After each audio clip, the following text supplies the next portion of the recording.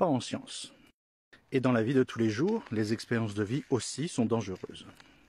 Bien entendu, nous n'avons pas le choix que de faire confiance à nos sens dans la vie de tous les jours. Mais c'est justement pour cela que la science, même si elle va être empirique, c'est-à-dire basée à partir de choses que nous sommes en mesure de percevoir, nous ne nous contentons pas des sens de notre corps. C'est-à-dire que nous développons des outils pour nous permettre de vérifier qu'au-delà de nos sens, ce que nous voyons est bien correct.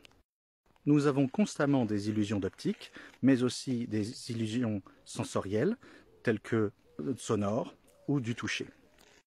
Notre mémoire est extrêmement imparfaite et nous avons tendance à oublier très rapidement ce que nous avons vécu. C'est-à-dire que nous allons nous créer une histoire, le cerveau va essayer de se souvenir de l'événement et de ce qui s'est passé par le biais d'une histoire, avec un début, un milieu et une fin. Mais le monde ne fonctionne pas comme ça. C'est la seule chose que l'évolution nous a donnée pour réussir à peu près à fonctionner et survivre dans ce monde en essayant d'économiser de l'énergie tout en ayant suffisamment d'énergie pour pouvoir en chercher plus. N'oublions pas que la seule obligation de la vie, c'est d'avoir suffisamment d'énergie et de grandir pour pouvoir se reproduire pour que la génération suivante puisse la faire. Tu peux faire une expérience extrêmement simple pour vérifier cela. Écris un texte, pas forcément besoin qu'il soit très long, une demi-page par exemple, ou bien tourne une vidéo dans laquelle tu parles d'un sujet qui te passionne et vraiment quelque chose qui t'intéresse pendant une minute et demie. Bien sûr, prends le temps de le faire. Si tu le fais en vidéo, prends le temps d'écrire un script, prends le temps de réfléchir à ce que tu veux dire. Relis ce texte ou revois cette vidéo juste après l'avoir fait, une dizaine de fois si tu veux, puis ensuite tu mets le texte ou la vidéo de côté et tu ne la regardes aucunement pendant un mois.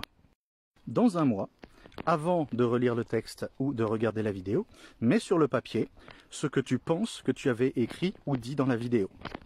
Bien entendu, tu vas te souvenir de beaucoup de choses, mais est-ce que tu seras en mesure de refaire précisément le même texte? Est-ce que tu vas te souvenir des tournures de phrases? Est-ce que tu vas te souvenir même des mots de vocabulaire précis que tu as utilisés?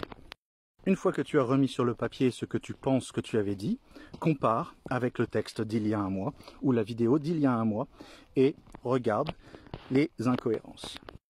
Prends aussi le temps de regarder les tournures de phrases et demande-toi « Ah, j'ai vraiment dit ça comme ça, mais j'aurais pu le dire d'une bien meilleure manière, ou j'aurais pas dû le dire comme ça. » Imagine si tu faisais la même expérience, mais sur 1 an, ou sur 5 ans, ou sur 10 ans, ou sur 20 ans.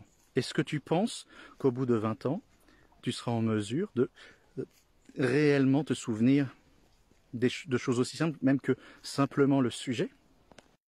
C'est pour cela que l'on ne se contente pas des sens humains dans la science, parce que même dans la vie de tous les jours, nos sens nous trompent continuellement parce qu'ils sont profondément imparfaits. La méthode scientifique et l'usage d'outils scientifiques est justement utilisé pour nous empêcher d'avoir des biais cognitifs et vérifier que notre cerveau ne nous trompe pas et nos sens ne nous trompent pas. Kenavo!